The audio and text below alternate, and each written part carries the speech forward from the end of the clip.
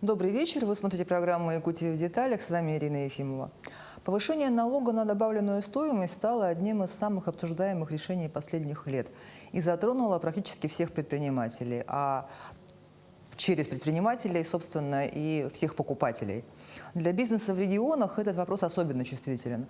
В условиях изменения налоговой нагрузки особенно важно понимать, какие механизмы поддержки сегодня предлагает республика, как выстраивается диалог между властью и бизнесом и какие решения позволяют предпринимателям адаптироваться к новым реалиям без потери социальной стабильности. Об этом сегодня поговорим с заместителем председателя Координационного совета по предпринимательству при главе Республики Саха-Якутия Ириной Котенко. Ирина Владимировна, добрый вечер. Добрый вечер. Давайте начать хочу вообще внезапно. Да, у меня мама спрашивала, какая у тебя сегодня тема. Я говорю, НДС. Что такое НДС? Я говорю, налог на добавленную стоимость. Понятно, это значит вообще ничего не понятно, это меня не касается. На самом деле ведь НДС касается всех. Абсолютно. То есть это налог, который платит, по сути, то есть платит его предприниматель в бюджет, но он заложен в стоимость товара, который покупаем мы. Если сказать просто доступно, любой товар имеет свою себестоимость.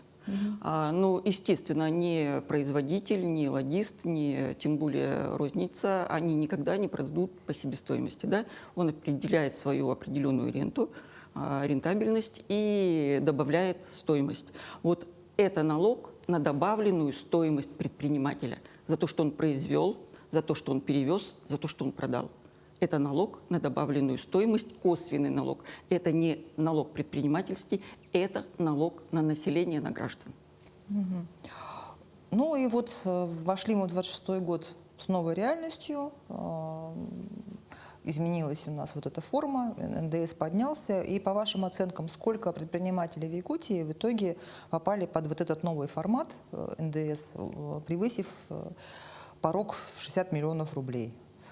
Из-за наших вот специфических северных надбавок, я думаю, что цифра... Я могу вам сказать такие цифры, что порог в 60 миллионов попало около 60%. Около 60. Почему? Потому что все-таки, если брать 20 миллионов по всей России и у нас в республике, то, естественно, это очень маленькая сумма. У нас средний чек выше. С чем он связан? Это с дорогой логистикой. У нас огромные расстояния, причем мы в основном привозим в республику, вы об этом знаете. И цены, если даже здесь производим, в связи с тем, что у нас коммунальные очень высокие, плюс каждый предприниматель несет на себе государственную ответственность и обязательства, это по двойной заработной плате налоги и региональный коэффициент, плюс еще у нас минимальная стоимость зарплаты очень высокая. Если мы берем нашу центральную часть, это 67 с копейками, а если Арктика, это 75 827, по-моему, да? Это минимальный размер заработной платы, который предприниматель обязан платить своим работникам. Да, конечно. Плюс еще к тому же, помимо этой зарплаты, каждый предприниматель платит за то, чтобы человек ушел своевременно на пенсию и получил пенсию, еще 40%. Плюс медобслуживание работника, то, что он ходит в поликлинику, все многие говорят у нас поликлиники бесплатные, далеко не бесплатные. За каждого работника, который находится в найме, работодатель платит медицинское страхование. Поэтому вот эти все затраты, они все в стоимость входят. У нас и цена производителя будет, конечно, намного дороже, нежели чем в центральной части России. Вот это все заставляет нас повышать цены. И, естественно, порог 60 миллионов с нашими ценами мы перескакиваем намного быстрее, нежели чем вся Россия остальная. Коснется многих. И плюс не только УСН, но даже и патент. Почему? Потому что ввели повышающий коэффициент на патент, он тоже подорожал процентов на 30-40. А согласны ли вы с тем, что для Якутии, где вот как логистика и производство дорогое, получается, этот порог должен быть выше, чем в Центральной России? Я не только согласна, а мы с такими предложениями выходим уже который год. Даже тогда, когда в прошлом году ввели порог 60 миллионов, и у нас 1143 предпринимателя перешли сразу на НДС, 25%, кто-то 5%, кто-то 7%. По-любому почувствовали, что это очень и очень тяжело. Мы писали письма и в Госдуму, мы поднимали вопросы и в Совете Федерации, и у нас на Координационном совете, что недопустимый порог в 60 миллионов. И мы предлагали, давайте мы все-таки, так как у нас зона особая, климатическая, логистически отдаленная, мы сделаем такие же коэффициенты, которых нет в другой части России, а сделаем у нас в нашем регионе.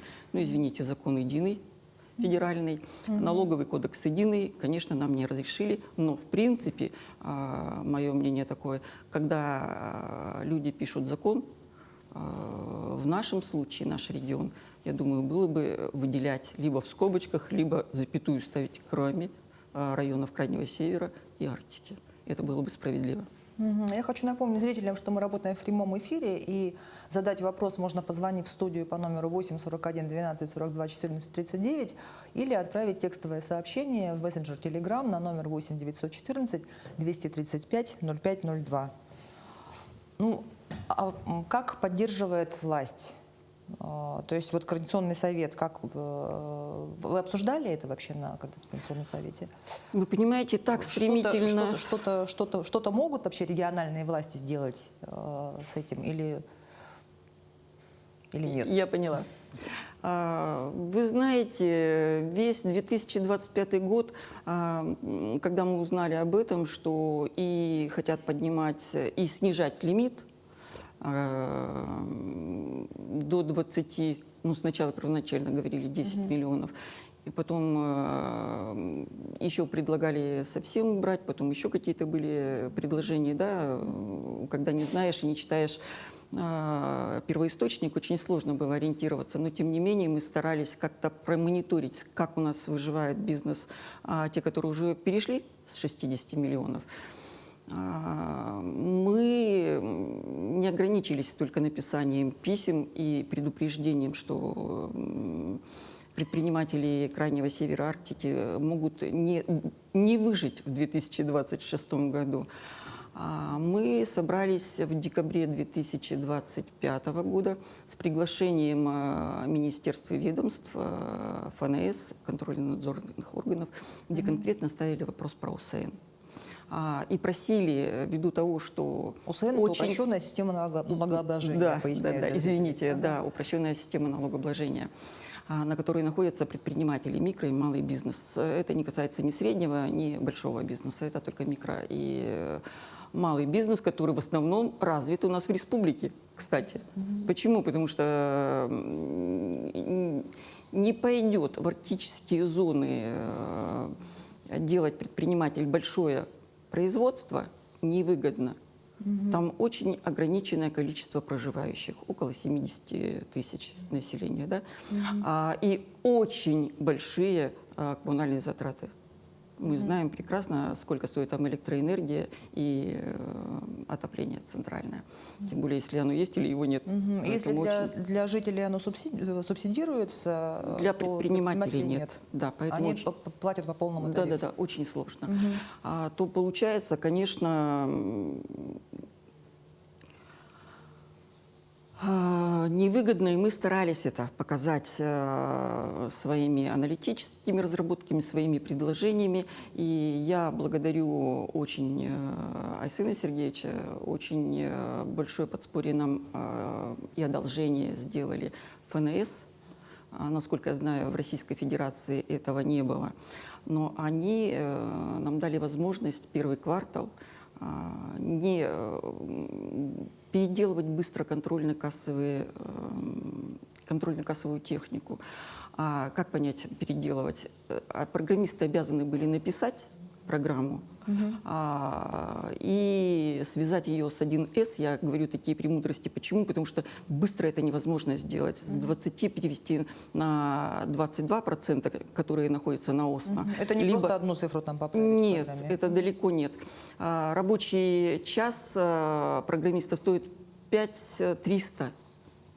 5300, а для того, чтобы сделать программу, завести ее, обсчитать, это не 1 час, как минимум 15. Вот посмотрите, предприниматель сколько должен, в принципе, отрывать и времени, и финансов, и приостановка деятельности предприятия, потому что работать без касс нельзя. И тут получается, что у нас есть время, первый квартал, когда они будут Первый проверять... квартал 26 года. Да, 26 года. Когда они будут проверять наши фискальные органы, контрольно-кассовую технику, а у предпринимателей есть возможность без спешки полностью переделать контрольно-кассовую технику, подготовить чеки полностью со всеми номинами и тем более продавать еще старые запасы по старым ценам.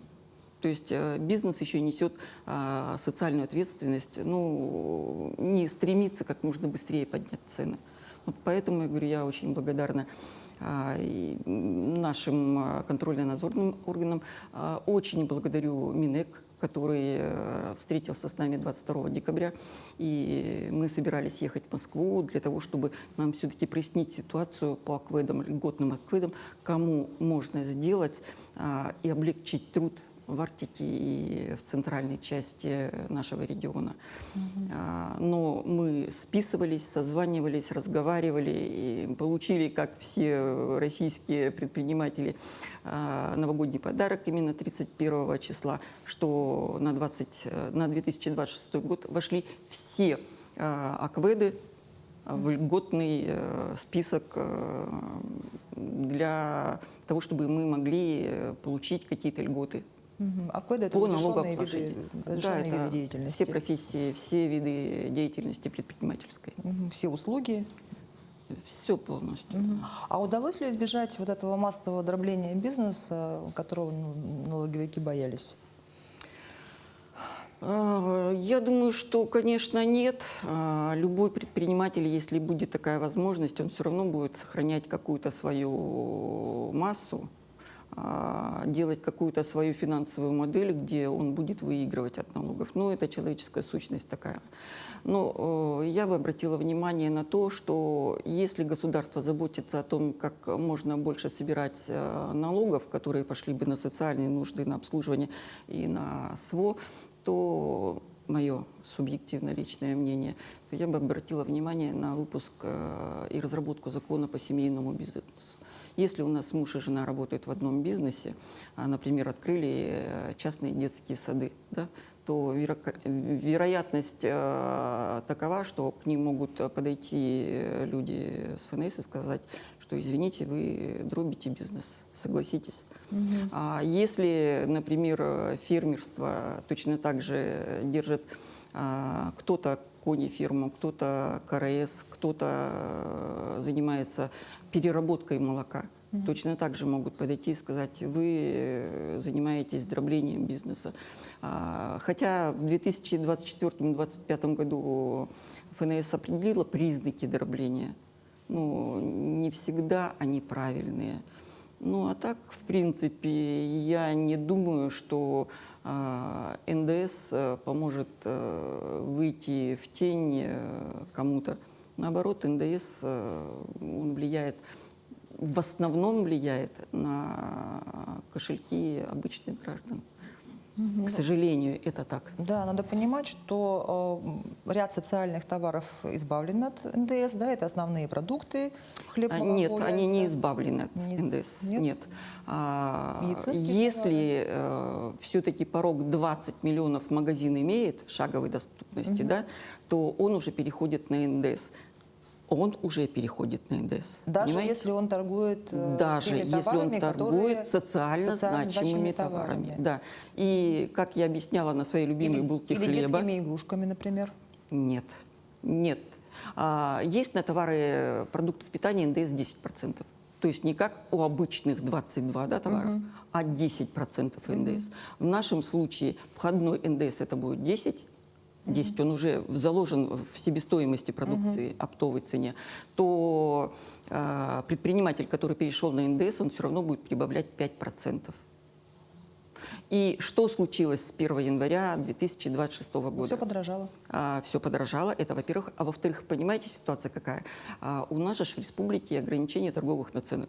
И у нас получается 11 видов товаров, это виды товара, которые как только называются. Например, если мы говорим, ограничение идет на хлеб 15%, на яйцо 20%, на детские каши 20%, гречка, рис и прочее, да, то в конечном итоге при хлебе, который мы получаем с немедюнцев, по 67 рублей, 15% будет стоить 77.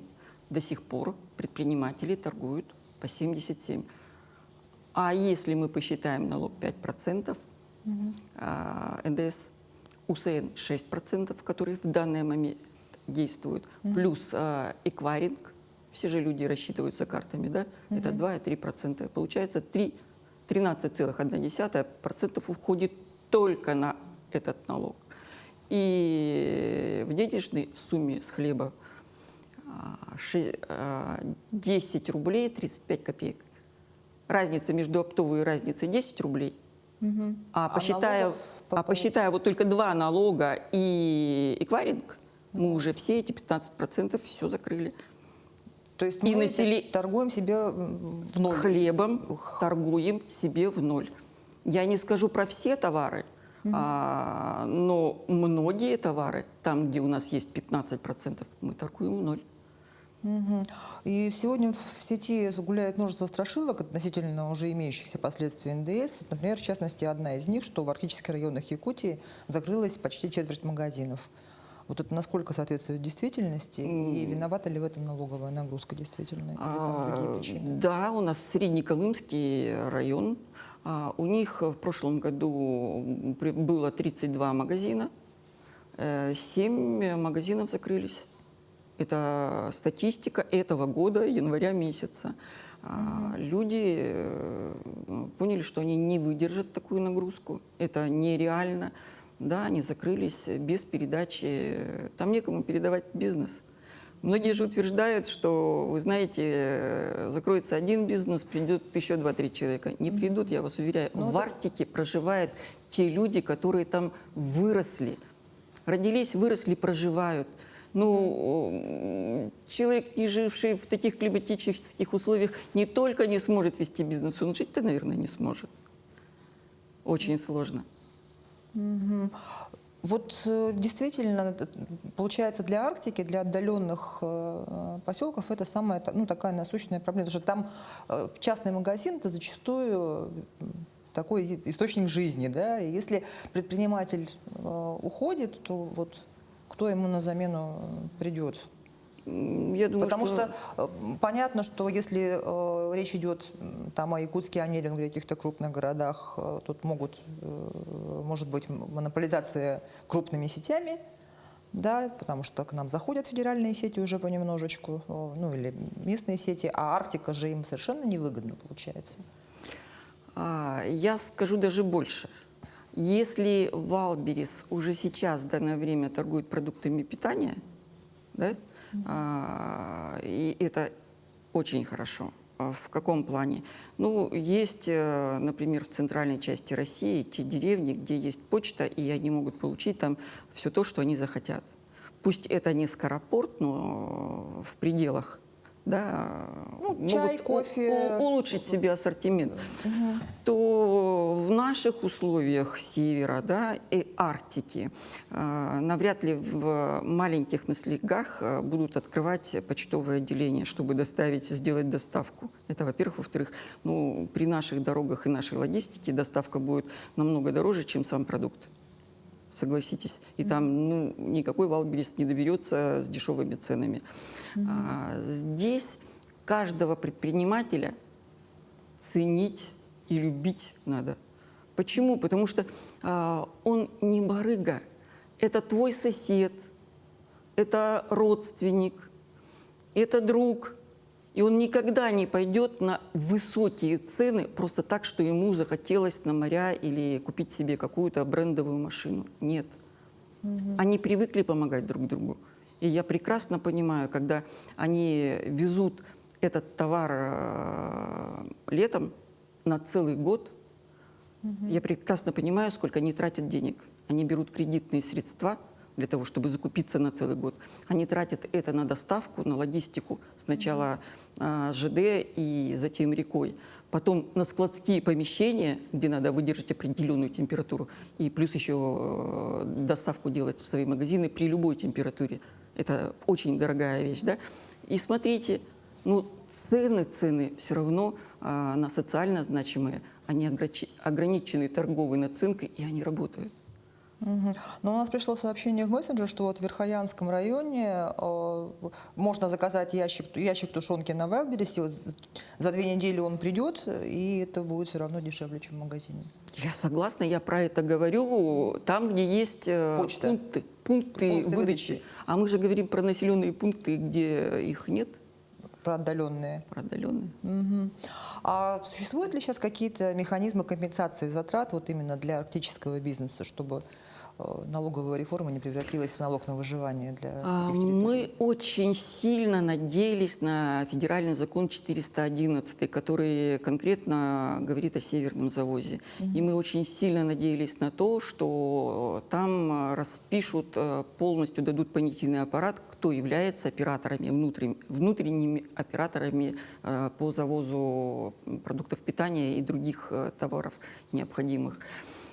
Да, прописали, да, сделали. Но в прошлом году постановление было сделано только под якутскую торгово-логистическую компанию, маршрутизацию и завоз.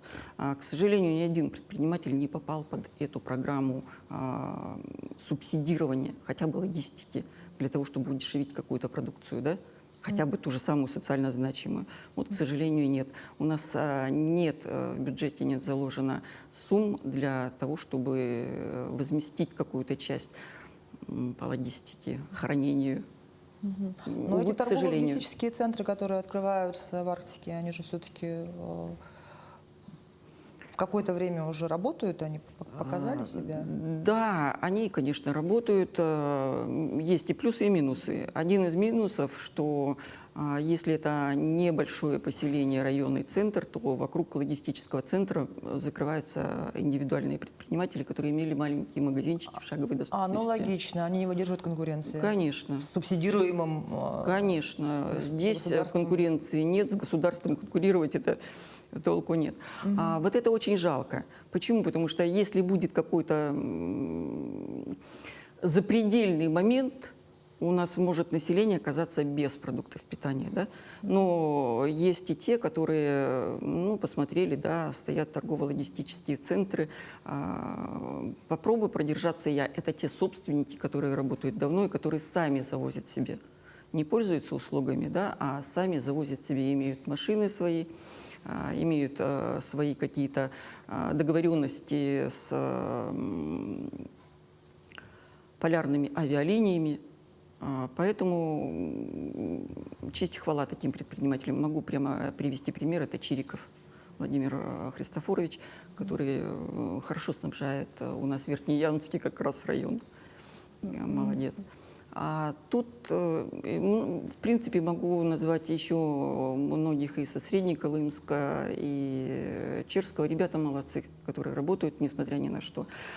А один из плюсов торгово-логистических центров, что да, действительно, они в последнее время завозили большой ассортимент продуктов питания, которые многие не видели в данных населенных пунктах, и приезжали с улусов,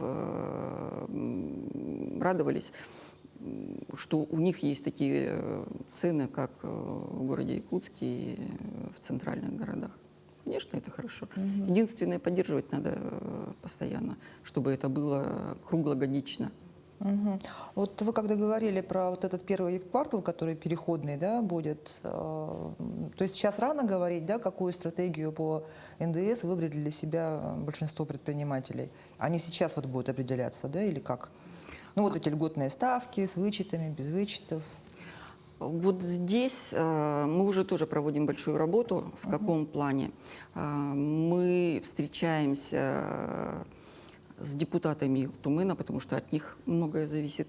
Мы встречались с Министерством экономики, которое, и с Минпридом, который будет делать налоговую заявку. И ввиду отмены зональности, которая раньше распределяла весь наш субъект региона на 5 зон, сейчас этих зон нет, есть только акведы, и согласно расширенного списка акведов, естественно, надо поближе, поплотнее подойти к видам деятельности, выявить социально значимые направления, которым необходимо помочь. И мое мнение такое, в связи с тем, что мы не можем поздним числом ухудшать условия, те, которые были ранее, да, например, на северах, крайнем севере и в Арктике, а у них были 2% доходов и 10% доходы минус расходы, мы посчитали, что это будет самый оптимальный вариант для всех предпринимателей региона, просто для всех. Я прекрасно понимаю глав муниципальных образований. У них будут большое количество выпадающих расходов. Почему город, например, Якутск в прошлом году получил почти 7 миллиардов от предпринимательства? 1/2, да? Доходов, бюджет, городской бюджет, бюджетообразующим, как бы он уже после НДФЛ становится, они сразу потеряют около 3 миллиардов, 3,5. Почему? Потому что был налог, упрощенный налог 4%, а мы сейчас для всего региона просим 2%, то есть 50% меньше. Да? То есть УСН, надо тут еще сказать, что НДС – это налог федеральный, он идет в федеральный бюджет, а УСН – это вот этот упрощенный он система идет налогообложения, он только идет в муниципальное образование. Муниципальный бюджет местный. Да, причем вот если говорить о том, что делает региональное правительство для этого с Айсеном Сергеевичем, я все-таки хочу сказать, что УСН не все передают в муниципальное образование субъекта Российской Федерации, а вот у нас в Якутии приняли, что именно это налогообложение, именно этот налог переходит полностью 100% в нашем муниципальном образовании. То есть для Якутии как региона невыгодно, чтобы бизнес переходил с УСН на вот этот НДС 20%? Конечно, это очень невыгодно. Да и мы-то не хотим переходить, понимаете, в чем дело? Мы хотим работать, мы хотим продолжать развиваться, но в связи с тем, что повышается постоянно налоговая нагрузка, не получается у нас этого сделать. То есть если вы выбираете пониженную ставку, вот 5% или 7%, то вы теряете право на налоговый вычет, да, в том числе и по транспортным расходам. Да? Вот это, наверное, особенно это как раз для Арктики, для северного завоза актуально. Да. Или нет? Это актуально очень НДС для Арктики. Еще раз повторюсь, почему? Потому что НДСы в центральной части и в Арктике, они абсолютно разные. Там рубль 80, у нас 24 рубля для населения. Если на минуточку, да, а если, в принципе, сравнивать с зарплатами, не настолько у нас зарплаты и выше у населения, согласитесь? И экспериментировать, вновь повторюсь, экспериментировать с нашим регионом, который крайне тяжел для проживания и ведения бизнеса, вот здесь надо иметь нашему региону определенный статус, что никак мы не подпадаем под федеральные законы и федеральное налогообложение. С нами надо более деликатно обращаться, чтобы здесь народ выжил, а бизнес работал. Чтобы действительно север поднимать, Арктика развивалась. Да, конечно. Конечно. В свое время Ассоциация гостеприимства Якутии активно обсуждали адаптацию к этой реформе. Тоже, опять же, из этих слухов говорят, что рестораны сейчас большинство закроются. Вот есть ли какие-то данные, как изменились чеки в ресторанах, в гостиницах? Там ведь тоже НДС включен, я правильно понимаю? Нет, НДС в общепите до 2 миллиардов не платится. То есть там другой порог. Да, до 2 миллиардов он не платится. Но у них есть определенные критерии, которые не все выдерживают. Какой это критерий? Это критерий заработной платы. Если у них по отрасли получается заработная плата ниже, они выпадают, и они сразу переходят на НДС. А сам критерий, он может установиться только по окончанию квартала. И они не знают, какой порог высокой заработной платы заложен по всей Российской Федерации. Они попадают под эту льготу или нет. Понимаете, это каждый месяц они должны где-то высматривать статистику, какая предельная планка для выдачи заработной платы. Это такая у нас налоговая казустика.